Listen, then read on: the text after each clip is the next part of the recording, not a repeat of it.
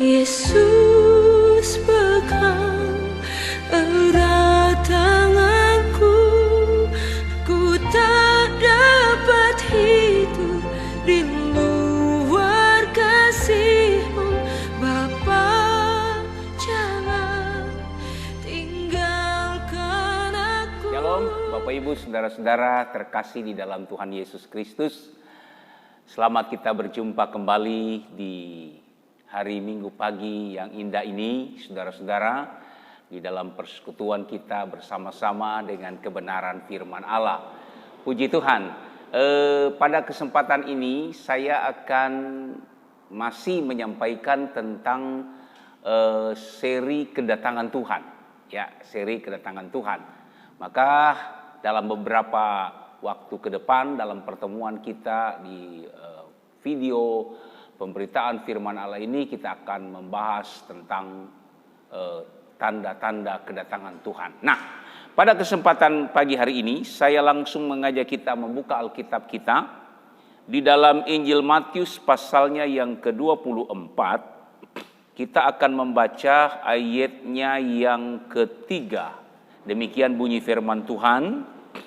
Ketika Yesus duduk di atas bukit Zaitun, datanglah murid-muridnya kepadanya untuk bercakap-cakap sendirian dengan dia. Kata mereka, katakanlah kepada kami bila manakah itu akan terjadi, dan apakah tanda-tanda kedatanganmu dan tanda kesudahan dunia. Saudara-saudara, di dalam ayat ini kita dapat melihat perbincangan antara Tuhan Yesus dan murid-muridnya di atas bukit Zaitun.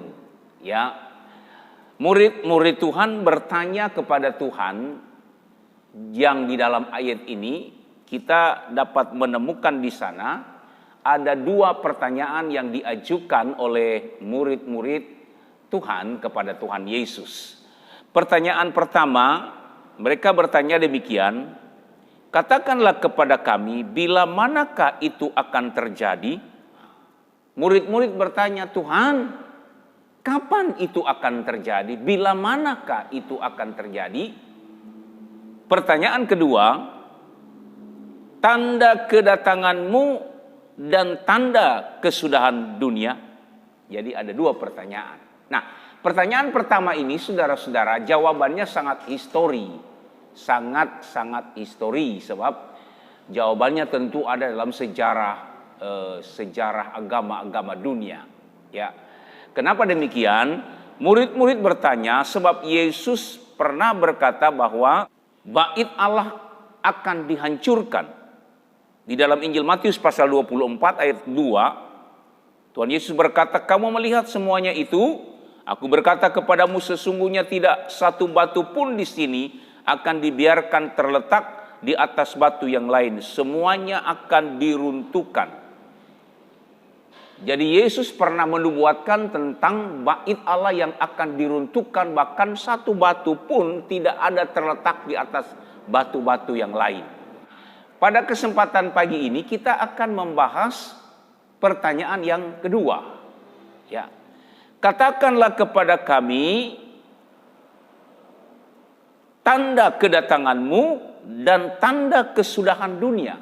Ini pertanyaan murid-murid kepada Tuhan. Katakanlah Tuhan kepada kami tanda kedatanganmu dan tanda kesudahan dunia. Kata dunia di sini, saudara-saudara, dalam terjemahan bahasa aslinya itu ditulis dengan kata aion. Aion itu sendiri berarti zaman.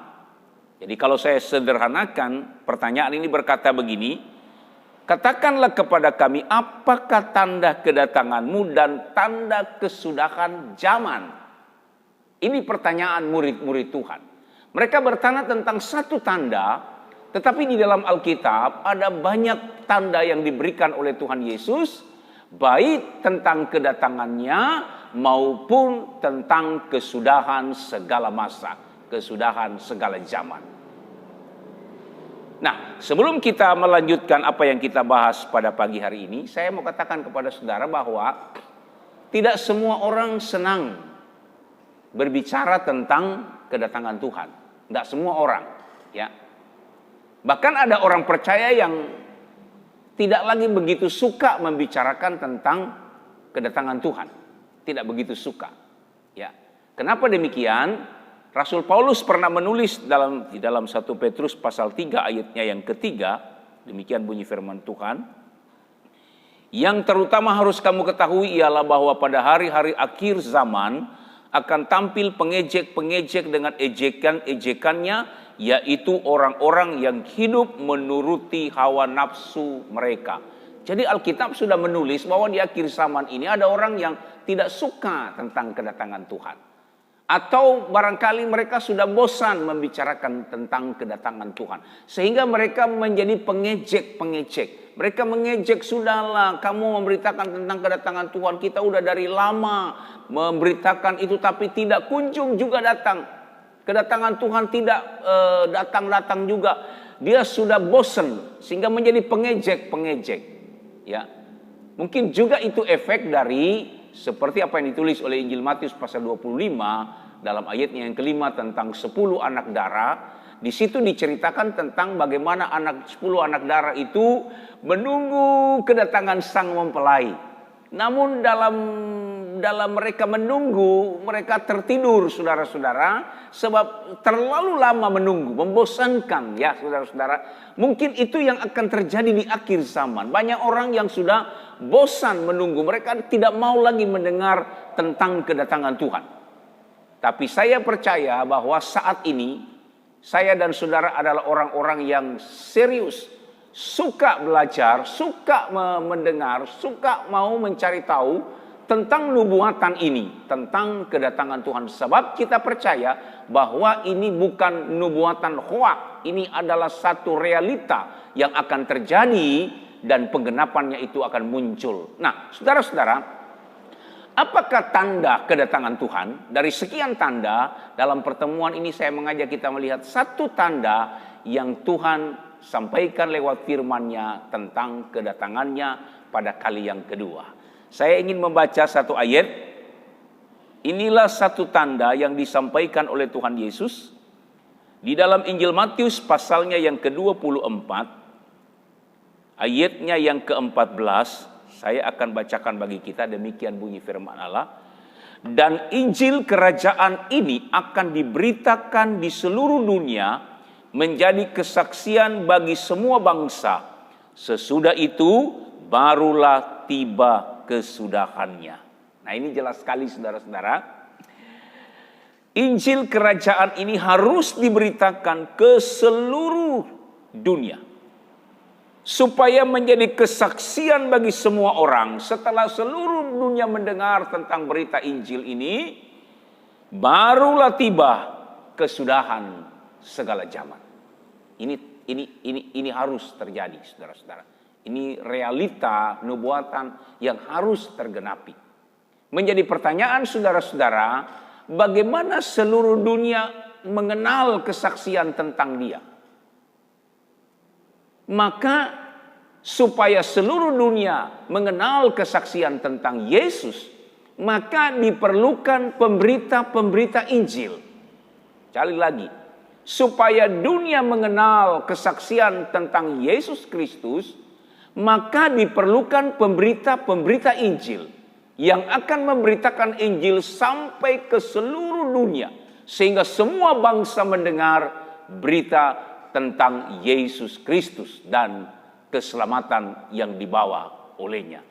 Nah, saudara-saudara, kalau kita bicara tentang pemberitaan Injil, pada kesempatan ini saya memberikan kepada kita ada dua berita, ya, berita baik dan berita yang kurang baik, atau katakanlah berita buruk. Tentang, kalau kita bicara tentang pemberitaan Injil itu. Mau mulai dari mana saudara? Apakah dari berita baik atau dari berita buruk? Oke, kita mulai saja dari berita baiknya, saudara-saudara. Apa berita baiknya kalau kita bicara tentang pemberitaan Injil?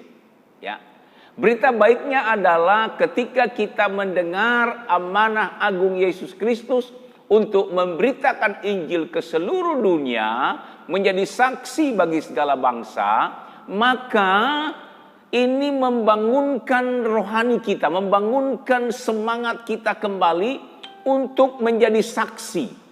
Membangunkan semangat kita kembali untuk supaya kita lebih punya passion, lebih punya gairah untuk apa?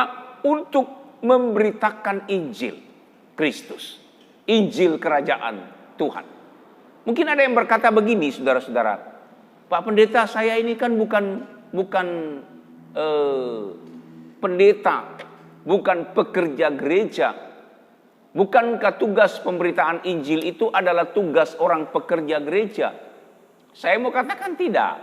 Ya, saudara-saudara, tugas pemberitaan Injil ini adalah amanat agung yang diberikan oleh Tuhan Yesus kepada semua murid-murid Tuhan. Kepada saya dan kepada Bapak Ibu saudara-saudara. Untuk memberitakan Injil tentu tidak semua kita harus menjadi pendeta. Ya, tidak semua kita harus jadi pendeta. Kita memberitakan Injil melalui kehidupan kita, siapapun kita, dimanapun kita bekerja, apapun status kita, apapun keberadaan kita, kita punya tanggung jawab untuk memberitakan Injil. Kalau saya sebagai seorang guru, dalam pekerjaan saya sebagai seorang guru, saya punya tugas juga untuk memberitakan Injil. Saya sebagai seorang petani, apakah saya lepas dari tanggung jawab ini? Tidak. Saya juga punya tanggung jawab untuk memberitakan Injil. Saya sebagai seorang mahasiswa, saya sebagai seorang pedagang, saya sebagai seorang kontraktor, saya sebagai apa saja, kita punya kewajiban untuk memberitakan Injil. Lalu mereka berkata begini, Pak Pendeta, saya ini sudah sibuk seharian, gak bisa lagi untuk berkhotbah tentang Injil, menyampaikan tentang firman Tuhan. Tidak, saudara, pemberitaan Injil itu tidak melulu disampaikan dari mimbar-mimbar, tetapi pemberitaan Injil sesungguhnya adalah menjadi saksi bagi Kristus. Itu sebabnya firman Tuhan pada pagi hari ini saya beri judul, bangunlah dan menjadi saksi bagi Kristus. Jadi memberitakan Injil itu adalah menjadi saksi bagi Kristus. Saksi itu, saudara-saudara, adalah orang yang mengalami, orang yang melihat, orang yang merasakan. Itu disebut saksi. Kalau kita ke pengadilan, saudara-saudara, ditunjuk sebagai saksi, lalu kita tidak mengalami, lalu kita berkata-kata orang, kata si dia, menurut ini dan menurut itu, maka kesaksian kita itu akan ditolak oleh hakim. Kesaksian yang benar adalah ketika kita mengalami, ketika kita merasakan, ketika kita melihat dengan mata kepala kita sendiri, merasakannya dengan hidup kita, barulah kita bisa menjadi saksi. Nah, ketika saya dan saudara-saudara pernah merasakan kebaikan Tuhan, pernah melihat karya-karya Tuhan, pernah merasakan anugerah Tuhan dalam hidup kita, pimpinan Tuhan dalam hidup kita, maka menjadi kewajiban kita, menjadi keharusan bagi kita untuk memberitakan Injil, bersaksi, menyaksikan Kristus dari dalam hidup kita. Saya sebagai seorang pedagang, sementara saya berdagang, saya bisa menyaksikan tentang kebaikan Tuhan yang pernah saya alami. Sebagai seorang petani demikian, sebagai seorang guru demikian, sebagai seorang hamba Tuhan demikian. Kita betul-betul menunjukkan saksi, kita sebagai saksi untuk supaya orang yang mendengar itu mereka betul-betul menerima kesaksian kita sebab kita mengalaminya sendiri. Paulus berkata kita menjadi surat yang terbuka. Mereka melihat kita, mereka melihat perkataan kita, melihat perbuatan kita, melihat apa yang kita sampaikan. Dan itu menjadi kesaksian yang sungguh-sungguh jauh lebih bagus, jauh lebih efisien dari hanya sekedar khotbah-khotbah yang ada di mimbar. Saya membaca satu ayat kepada kita pada kesempatan ini, ya. 1 Korintus 9 ayat 16. Demikian bunyi firman Tuhan. Ini Paulus berkata kepada orang Korintus, "Karena jika aku memberitakan Injil, aku tidak mempunyai alasan untuk memegahkan diri, sebab itu adalah keharusan bagiku. Celakalah aku jika aku tidak memberitakan Injil." Nah, saudara-saudara, Paulus berkata, ketika aku memberitakan Injil, tidak itu menjadi kemegahan, kesombongan bagiku sebagai seorang pemberita Injil. Tidak. Sebab ketika aku memberitakan Injil, itu adalah keharusan bagiku. Itu adalah sesuatu yang wajib aku lakukan, kata Paulus. Sebab jika aku lalai melakukannya, aku tidak mau melakukannya, aku masa bodoh untuk tidak melakukannya. Paulus berkata, celakalah aku jika aku tidak memberitakan Injil. Nah, saudara-saudara, celakalah kita jika kita tidak memberitakan Injil dimanapun kita berada. Pertanyaannya, saudara-saudara, kenapa kita celaka? Ya, saya pernah melihat satu video di mana seorang yang memberitakan Injil di pasar-pasar, ya, berkhotbah di pasar-pasar. Ya, tidak salah saudara-saudara, seperti video yang saya pernah tonton itu, barangkali juga bisa Bapak Ibu saudara-saudara lihat, ya. Tidak salah saudara-saudara, tidak salah. Tetapi tidaklah se-ekstrim itu. Kalau saudara bisa melakukannya seperti itu sangat baik sekali. Tetapi menurut saya tidaklah se-ekstrim itu. Tetapi mari kita bersaksi dengan apa yang kita rasakan, dengan apa yang kita nikmati, dengan apa yang kita lihat, dengan apa yang kita pernah rasakan. Itu yang kita saksikan tentang kebaikan-kebaikan Tuhan dalam hidup kita. Itu jauh lebih efektif daripada pemberitaan lewat media-media yang lain. Sebab kita menyaksikannya oleh karena kita sudah pernah merasakannya. Dan itu menjadi kewajiban kita. Itu menjadi keharusan bagi kita. Sebab celakalah kita jika kita tidak memberitakan Injil Kristus. Pertanyaannya saudara-saudara, kenapa kita celaka? Nah, ini kita masuk pada berita buruknya. Ya. Berita buruknya adalah saudara-saudara, jika kita tidak mau memberitakan Injil, jika kita sungkan masa bodoh soal pemberitaan Injil, itu kan tugas para pendeta, itu saya nggak punya tugas itu. Jika kita lalai untuk memberitakan tentang kemuliaan Tuhan, kebaikan Tuhan, penyelamatan yang Tuhan lakukan, jika kita lalai melakukannya, maka Tuhan akan melakukannya dengan caranya sendiri. Catat baik-baik itu. Jika kita lalai melakukan pemberitaan Injil, jika kita tidak mau melakukan pemberitaan Injil, jika kita masa bodoh tentang pemberitaan Injil, maka Tuhan akan melakukannya dengan cara Tuhan sendiri. Saudara-saudara, Tuhan Yesus pernah berkata ketika Dia masuk Yerusalem, menunggangi keledai muda, orang-orang berteriak kepadanya, Hosana, mubaraklah Dia yang datang dalam nama Tuhan. Lalu ada orang yang melarang, jangan. Tidak usah berteriak-teriak, tidak usah bersorak-sorai. Lalu Yesus berkata apa? Jika orang-orang ini tidak mau bersorak-sorai untuk aku, tidak mau memuliakan aku, maka batu-batu ini akan bersorak untuk aku. Artinya hal yang sama bisa terjadi, saudara-saudara, jika saya dan saudara tidak mau memberitakan Injil, kita tidak punya passion, tidak punya semangat untuk memberitakan Injil, atau barangkali kita masa bodoh soal itu, maka saya percaya Tuhan bisa pakai apa saja. Sekali lagi, Tuhan bisa pakai apa saja untuk menyebarkan kemuliaannya, untuk menyebarkan kebesarannya, untuk menceritakan kemahakuasaannya. Tuhan bisa pakai apa saja, termasuk Tuhan bisa pakai kesukaran, Tuhan bisa pakai bencana alam, Tuhan bisa pakai epidemi. Untuk apa? Untuk memberitakan kebesarannya, untuk menunjukkan bahwa Dia ada kepada umatnya yang masa bodoh dengan kehadirannya. Hari-hari ini saudara-saudara, saya melihat video di Amerika Latin, mereka menyanyi di jalan-jalan, mereka menyembah, mereka memuji Tuhan. Kenapa mereka melakukan itu padahal mungkin di waktu-waktu yang lalu mereka tidak melakukannya? Kenapa? Karena mereka takut dengan epidemi COVID-19 ini yang begitu menakutkan. Banyak orang mati, banyak orang kemudian terinfeksi, lalu kemudian karena wabah yang begitu besar, wabah yang mendunia ini, saudara-saudara, banyak orang tiba-tiba mendekatkan diri kepada Tuhan, tiba-tiba mencari Tuhan. Itulah yang saya katakan tadi, Tuhan bisa memakai apa saja untuk mengingatkan kita bahwa Tuhan ada.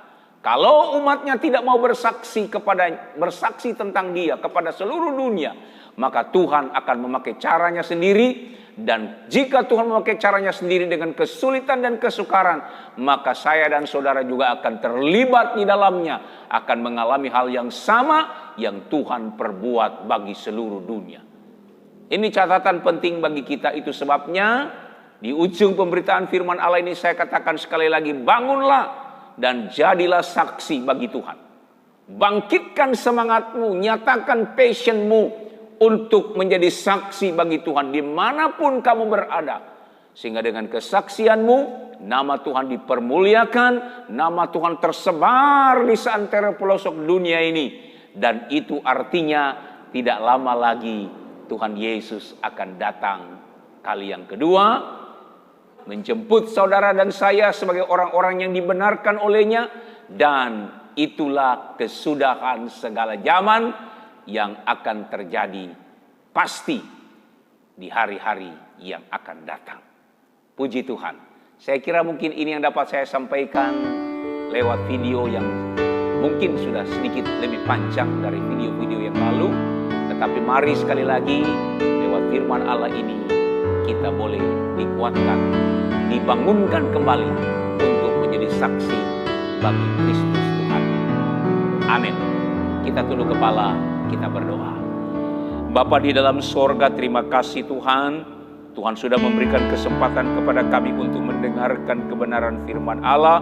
Biar kebenaran firman Allah termeterai dalam hati kami, supaya kami benar-benar menjadi orang-orang yang punya semangat baru untuk menjadi pemberita-pemberita Injil dimanapun kami berada, apapun situasi dan kondisinya, apapun keberadaan hidup kami. Kami percaya kami punya tugas yang Tuhan bebankan dalam hidup kami untuk menjadi saksi bagi Tuhan. Kuatkan kami Roh Kudus supaya kami mampu untuk melakukan tugas yang Tuhan anugerahkan bagi kami.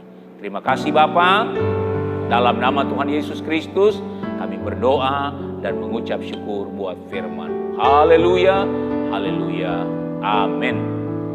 Shalom Bapak Ibu Saudara, Tuhan memberkati kita semua.